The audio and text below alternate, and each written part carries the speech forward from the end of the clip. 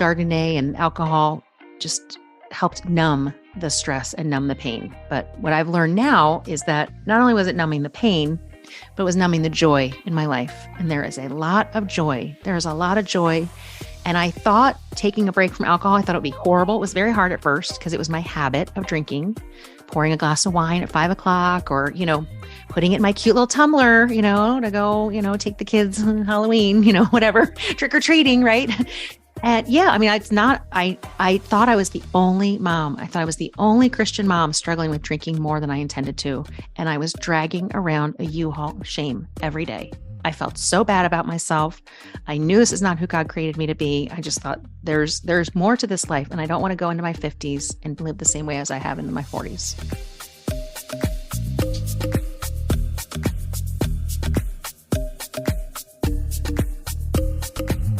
I'm your host, Kim Hines, and welcome to the Emotional Eats Podcast. I'm on a mission to show you that what you consume, not just the food, affects your entire life. Midlife is different. Let's dig into the real reasons why you eat when you're not hungry and why you're not feeling well. My guest and I are going to give you doable solutions and help you let go of perfectionism, food rules, and stress to make changes that will last a lifetime. If you're ready to ditch old school diet culture and nourish your entire life, this is the show for you. Have you been thinking about your relationship with alcohol? Welcome to episode 3. You're going to love Deb Podlogar, aka the Mocktail Mom. As a midlife woman myself, I had been evaluating my relationship with alcohol for years. I gave it up for 2 weeks, I gave it up for a month, but I never really let it go completely until a year and 3 months ago. I spent a lot of time on Instagram looking for my tribe, and I found Deb. I wanted to find the alcohol-free women tribe. She has an Instagram page called Mocktail.mom, and I would watch her make these beautiful alcohol-free mocktails and share her recipes. Deb describes herself as just a normal mom who broke up with Chardonnay and began sharing those delicious drinks. In this episode, she's also really honest and shares how she got through some really hard times numbing herself with wine. And I think we can all relate to using wine and alcohol to reduce stress and come down from the day. We talked a lot about the toll that wine takes on our bodies and also the benefits of letting go of alcohol. We also got into a great discussion about breaking up with mommy wine culture and how people react to the word sober. Deb has a wonderful membership called Thriving Alcohol Free. It's a wonderful place where women can be encouraged and connected without having to drink alcohol. And I even joined the membership as soon as we got off the podcast. Make sure to go to the show notes so that you can find Deb. She's at Instagram at mocktail.mom, but you'll also find the links to get to her membership site and also her weekly podcast. Enjoy the episode and let me know what you think. Hi, Deb. Thank you so much for being here today. Oh my gosh. Okay, Kim, thank you so much for inviting me and congratulations on your brand new podcast. I'm so happy for you. Thank you. I'm really excited to have you as one of my first guests. Aww. And everyone, I want to introduce Deb Podlogar. She is also called the Mocktail Mom. And as a midlife woman who also decided to question my relationship with alcohol, I have been alcohol-free for a year and 2 months. And I was excited because I was searching around the internet and I was looking for other people like me in my age range and also for alternatives so that I could also have some fun, but alcohol-free. And I found your site. So I'm excited. And your site is wonderful. We'll make sure that that's in the show notes and you get thank to you. hear it. Thank you. Tell me, how did you get to where you are? Because I know there were some things that led up to it. And I know that going alcohol-free is a process. Absolutely. That's a good question. Okay. Yes. Because I did not ever, I'm now alcohol free. I don't even know how many days. I don't necessarily remember, but I stopped drinking. My last drink was December 30th of 2020. So the pandemic, was a good old time. I drank my way through the pandemic. But before that, alcohol just started taking a bigger place in my life as I went through some really hard times. But I never expected when I took that, I tried to take a break at the end of 2020. I thought I just want to take a little break and then moderate because I just knew I was drinking more than I wanted to. I knew wake up with, a mommy wine headache. And I was like, I don't want to keep living like this. I was coming into my 50s. I was going to be 50. And I was like, I don't want to go into my 50s and live the way I have in my 40s because I have numbed out from the pain of life. I've numbed out from my divorce. My girls would go to their dad's house. When they were little, they would go to their dad's house every other weekend. And, Chardonnay became like a BFF when they were gone.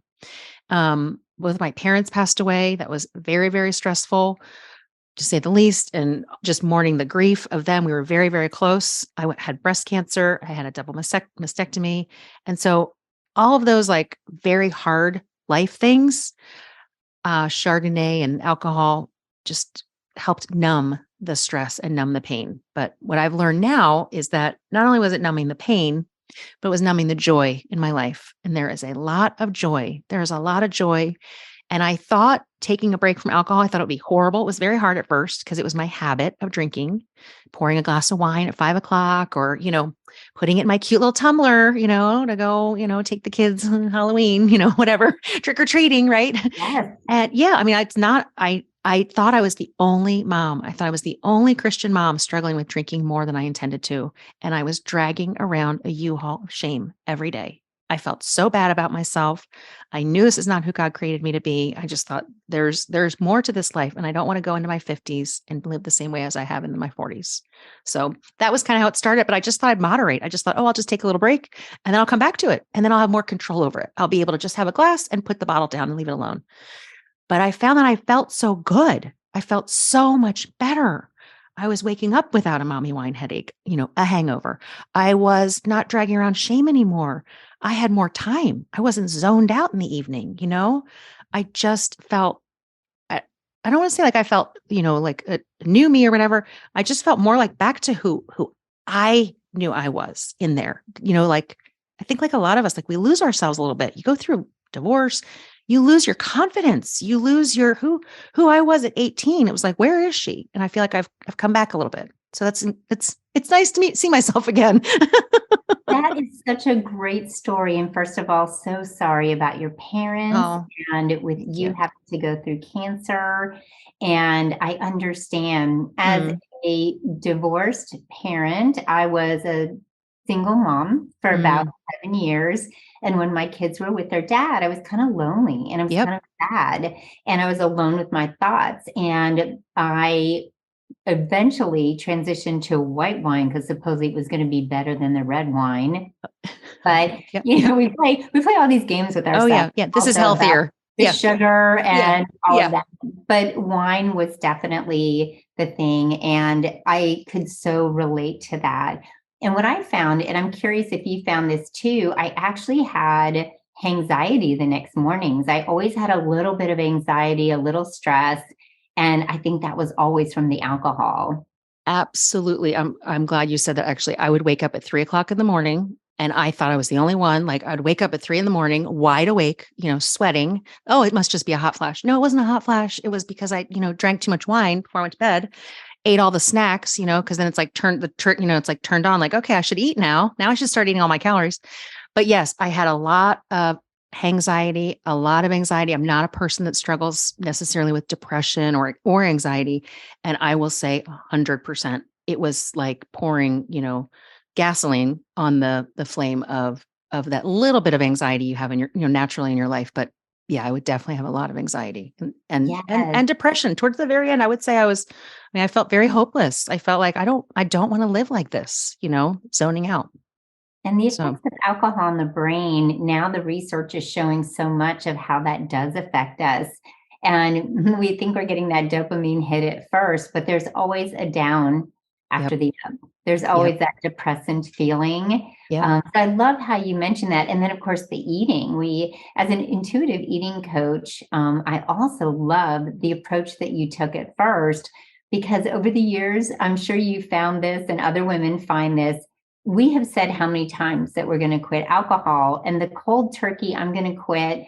It's really hard. It's like dieting. So when you said, I'm just going to take a break, I love that. So when you said you were going to just take a break, did you think, I'm going to take a day, I'm going to take a week? What were you thinking? I wanted to do like a dry January. So it was 2021. And I just wanted to try to take, 3 to 4 weeks off, just see if I can make it through a month without drinking. I just thought if I can get through this month without drinking, well, then I can get my badge back, then I can have my shop back at the wine store badge, and I'll be okay.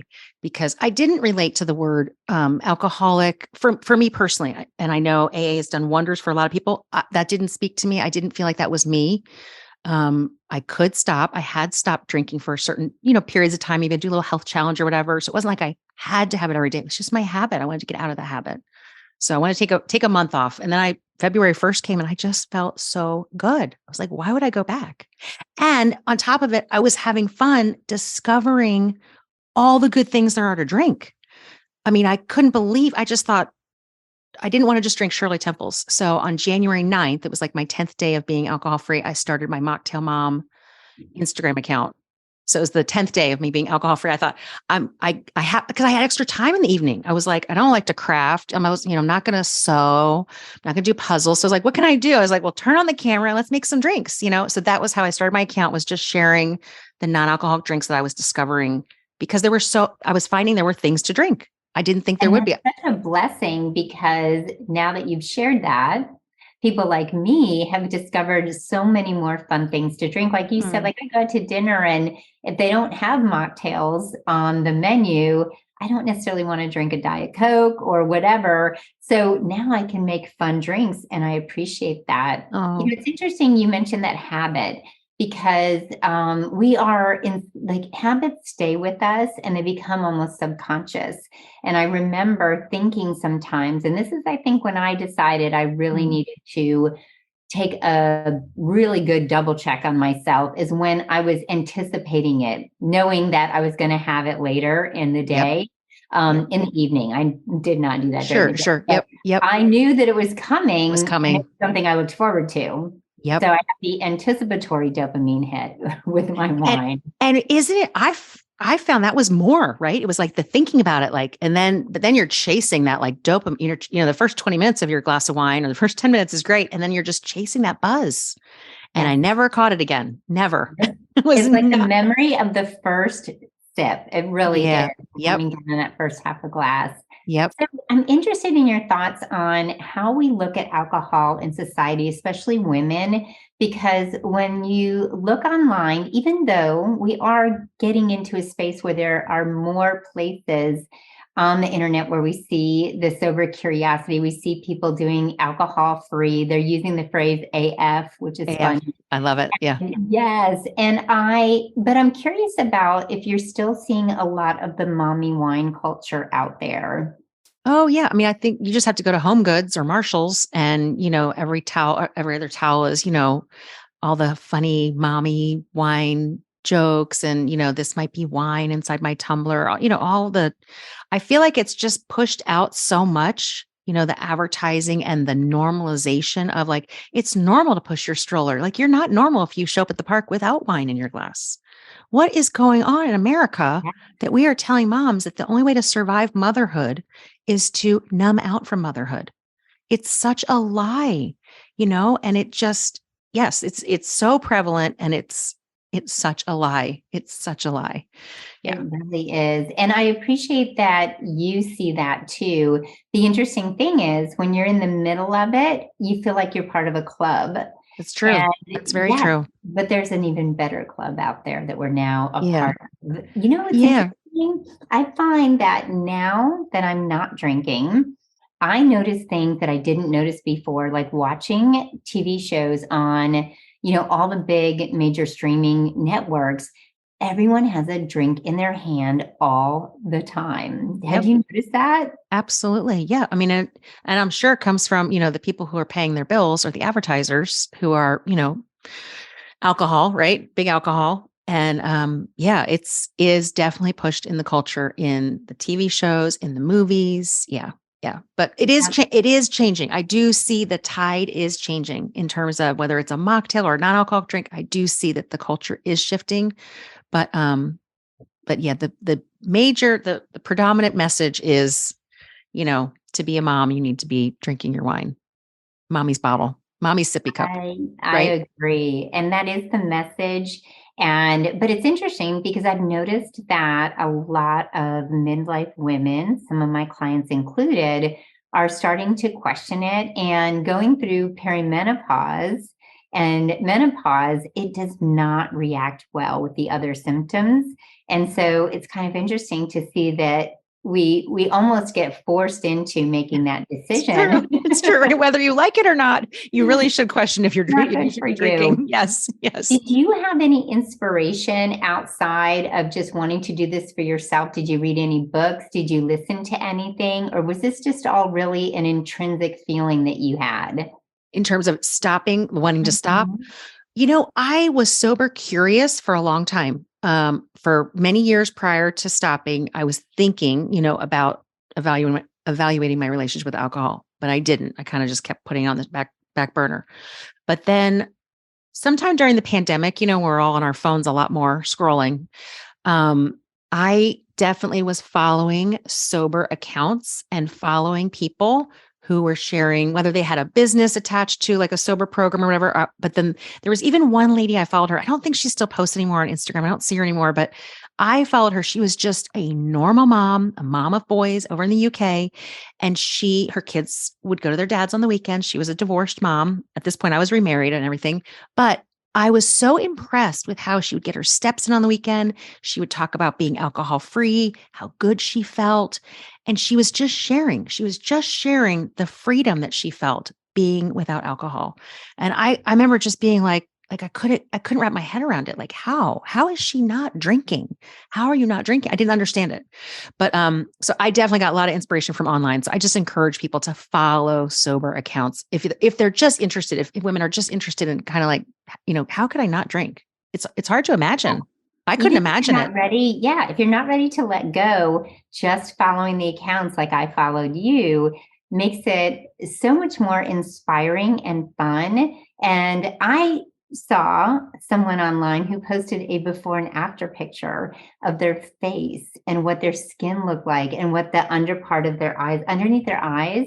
And my eyes were always puffy the next day after I had alcohol. And I will tell everyone who's Mm. listening, Deb has a great podcast. And one of the podcasts that I listened to hit home because it was a woman who had not hit rock bottom. Yes, I knew you were Jennifer, yep, had Jennifer. not hit rock bottom.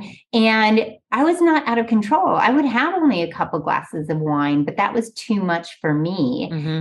And I think that some women are afraid too to let go and to be sober. And it's interesting. What do you think of the word sober and how people react to that? Yeah, yeah. No, it's interesting you said that because, if you had said if I had told my future self that I'm going to call myself sober, I would have thought you were crazy. But I do now. Now I'll be like, oh yeah, I'm sober, and I don't think anything of it. But back, 2.5 years ago, if I heard that word, it was like, oh, you must have a problem with a capital P. You must have had this happen. The police showed up or, whatever, right? That was what I envisioned sober was. But like Jennifer, who was on my podcast, she was the first member of my membership. She was the first person to sign up for my membership. Anyway, she's wonderful. And she just turned 56 when you're mentioning her. And her kids told her she's reverse aging because her face looks so much better. Looks like she's had like the best skincare you can give yourself is stop drinking. Like That is so great. it is literally the hidden gem of reverse aging is stop drinking, or drink a lot less, whatever. But all that to say, I never would have used the word sober, but now I am sober and proud, so grateful to be sober. But that word scared me when I was drinking. I would have thought, oh, you have a problem, if you're using that word. But yeah, I'll tell people I'm alcohol free or I, just don't drink anymore. I feel better.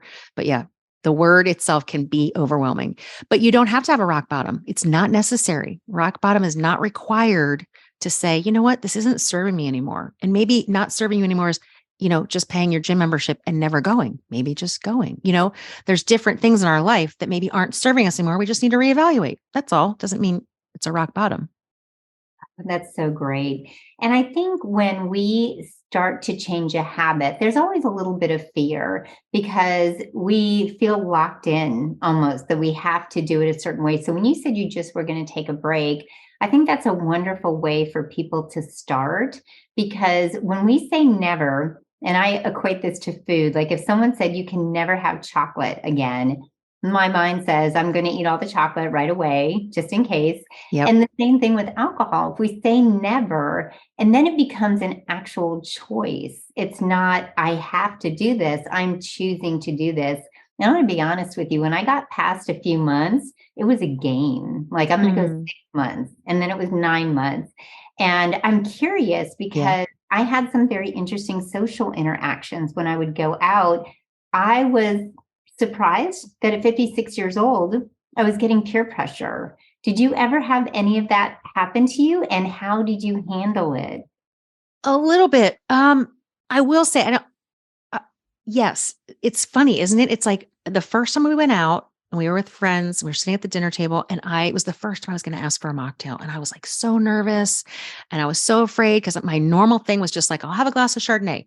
So I'll never forget saying to the waitress, she was behind me, and I remember saying, oh, do you have any mocktails, that the bartender can make? And I felt like saying those words, I felt like spotlights were going to come down from the restaurant on me, and all heads were going to turn and go, what do you mean you're not drinking? You know what I mean? Like, that's how I felt inside. It was like, everybody's going to look. My family and friends didn't care. Nobody cared. Nobody at the point even knew I was taking a break from alcohol. I hadn't told anybody, hadn't told my husband, nobody. But the waitress said, she's like, oh no, we don't have mocktails, but I can make you a Shirley Temple. And I was like, oh my word. And this was very new into my journey. This was like in January of that year. So it was just a few weeks into being alcohol free. And I almost said to her, I'll just have a glass of Chardonnay. Like I almost said it. It just almost, but I can't say I've had like a lot of pressure, but yeah, there's those times like I'm going to like an event and I know everybody's going to be drinking. There's an open bar. Like we were just at a wedding. There was an open bar, no mocktails, no alcohol free options except a water bottle, not even sparkling water. I'm like, are you kidding me? So there's that feeling of like, oh, you're kind of like, oh, wah, wah. But I've just gotten used to it. But I will say you just have to decide beforehand. I think there are tools you can put in place for yourself if you feel like you are going to be pressured by friends, or because there's like, you're 50, I'm 51. And it's like, there is that pressure of like, everybody else is drinking. I'm going to look like, the not fun friend. And I obviously still am, but if they know me, if they know me, I'm still very fun. But, yeah, it's just deciding beforehand, what you're going to drink, maybe looking at the menu before you get there to see like what options there are. If there are no mocktails on the menu or no, non-alcoholic drinks on the menu, maybe pick one cocktail that sounds good to you. Maybe if it only has one spirit in it, like one alcoholic ingredient, pick that one and ask them to have the bartender make that for you without the alcohol. Typically, they just add some sparkling water to it and it will taste delicious. And you'll feel like, for me, I want to feel like an adult. I still want to look like I'm having an adult cocktail. I just don't want the alcohol. That's funny because that is how I started making my own at home. Is our favorite restaurant in town. Uh-huh. Made a drink that was originally tequila, lemon, ginger, and tonic with a little mint in there. And so I just came home and stopped using the tequila in it. And now I'm getting so many more ideas from you. So I want you to tell everyone about your membership. Oh, please share all the details. Thank you. Thank you. Sign up. You're so sweet. And I will say, when you're saying about tequila, one of the tequilas that changed my life when I stopped drinking was the Ritual tequila. So you could get that and add that to your non-alcoholic drink that you're making there at home. Do that. Yeah, and that's available. They're available all over the place. Let's talk about your membership, but let's also talk about some of your favorite brands that you've been using, because I see the fun things that you do in your videos. So there's so many. Okay. All right. So membership. Okay. Membership for right now, it's $7 a month. It's going up, but that's at this moment. So if somebody signs up today, that's what it is. I don't know what it'll be when somebody listens to this podcast at some point, but it is going up because it just has to. It's like, really? Because there's a lot there. Okay. So there's a little mini course, a little mini mocktail course that's included. That's about I make 4 mocktails. It's a self-paced course that somebody can just take. They can binge watch it, just making a couple of like basic mocktails, getting started. Just help you like spice up your recipes, things like that, show you how to work a soda stream. And then every week I host a virtual happy half hour. So people can be from all over the world to log in on Zoom and we make a mocktail together. Some weeks we have a member spotlight. So I do like an interview, almost like a little interview style, just sharing, just having women in the group. It's a female membership, having women in the group share their journey of being alcohol free or evaluating their relationship with alcohol. We make a mocktail together.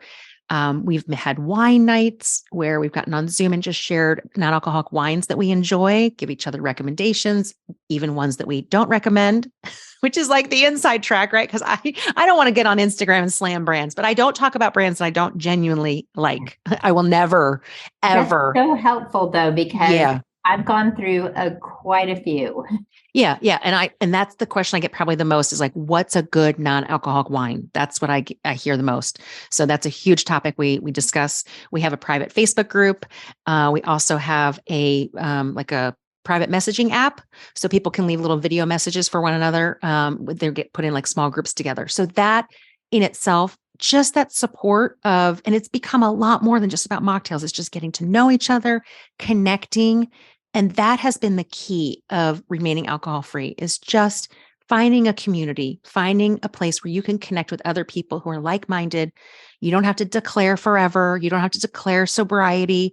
In my membership, there's people who, maybe they just want to be more mindful. Most people aren't drinkers. I mean, most people are genuinely on an alcohol-free journey, but there are several women who are, just exploring mocktails. And we're so happy they're there. I want them to be exposed to the fun of drinking non-alcoholic options and that there's still good things to drink. The fun's not over. So I love that. I'm joining tonight, by the way. Oh, okay. Are you really? I am. You're like, I'm getting in on the $7. I'm not. It's great. Yeah. Oh, that's so. Thank you, Kim. Ritual, just to get people started. We won't give the whole thing away because they can join the membership. Are there a couple that people can get started with? Gosh, Ritual is one of my favorites. Probably because it was the first. The tequila they've got 4. They've got tequila, gin, whiskey, and rum. All of them I love. Ritual, the tequila is probably my first love because I made a spicy margarita and it changed my life. That was really the first drink that I made that I was like, wow, why would I go back to alcohol? This is so good. Is that the one with the jalapenos that you made? Yeah, you can I put jalapeno juice in it or like jalapeno brine. You can add to it. Just take a little bit of the juice from the jalapeno jar or whatever. You don't have to do anything. Keep it so simple. For me, I just want to keep it simple. There are fancy mocktails. You can make fancy garnishes. That's not me. So I mean, sometimes, that. We need simple. Life is hard enough. It's busy. Life is busy. And I think many of us we were used to just pouring a glass of wine.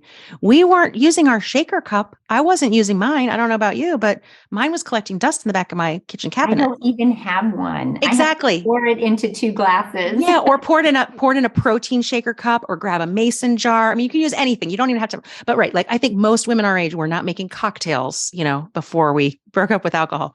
So yeah, just keep it simple. I actually have it right here behind me, ironically, and it's not planned, but I have, this is Q mixers. This is available in tons of stores, but this is we are on audio. So I'll make sure to add that into our show notes. Yeah. Q mixers. Q mixers. Cute little can. They're available all over the place. And that to me, it's like the easy button on a mocktail because you can make like a Moscow Mule. This is the hibiscus ginger beer. That's one of my absolute favorites. They have a tropical ginger beer and you can make that with a little sparkling water, some lime. You don't even have to add in, a whiskey or a rum, alternative, a non-alcoholic. There's so many options. Yeah. And there's so many ready to drinks. I didn't even know what that was. An RTD, a ready to drink. That's a non-alcoholic, like a can that's ready to, well, it doesn't have to be an alcoholic, but the ones I drink are non-alcoholic RTDs and they're mocktails in a can that you don't even have to mix anything, Tons of options. So good. Simple, lots of options. And it sounds like such a beautiful community inside your membership group. Thank you. And I look forward to being a part of that. I can't wait. Seriously. And we're going to have you're going to have to do an intuitive eating session with our group for sure. That would be so much fun. Yeah. Oh, yeah. I always round out the podcast with a question for all of my guests. And this can be related to alcohol or giving up alcohol, obviously, or it can be related to anything that helps you feel like you nourish your life. So give us some tips. Give us maybe 3 tips of things that you do or you would recommend to someone that helps nourish your entire life.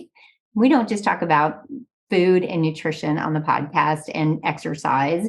What are 3 things that help you feel all the way around balanced? Oh my gosh. I think not putting all the guilt, I think we walk around with a lot of guilt. I think giving myself a break, giving myself grace that I like to give to other people. I think I'm very forgiving of other people. So as I continue aging, I'm trying to be more graceful to myself. I think all of us can do that. For me, just walking, I feel like if I don't bring my phone with me, even if I intend to just listen to a podcast or whatever, for me, I'm constantly distracted. So trying to have time where I'm not distracted, where I'm not allowing myself to be distracted, whether literally if it's just a walk, for me, that's, helpful. Taking a bath at night, but just allowing myself self-care. Self-care can just be connecting with friends even, just doing things that feed my soul that aren't stressful and aren't going to add more to the plate. So I love those. Yes, that's exactly what we're looking for. Giving grace, walking, and self-care. And those are so important. I really appreciate you sharing that. And I want everyone to be able to find you. So please share any handles or any way that we can get in touch with you and get into the membership. Okay. You're wonderful, Kim. Thank you. My Instagram handle is mocktail.mom is my Instagram handle. And then my main website is mocktailmom.com. And then my membership, which you can find there from my website, but I do have a special, it's thrivingalcoholfree.com is my membership, because my membership is called Thriving Alcohol Free with Mocktail Mom, same as my podcast name. I love that. So, thank you, Deb, so much. Oh my gosh. Thank you, Kim. It's such a great conversation. And I appreciate that you're helping so many women transition into a beautiful, peaceful, alcohol-free life. So thank you. And to everyone else out there, nourish your entire life and give yourself grace today. Thank you, Kim.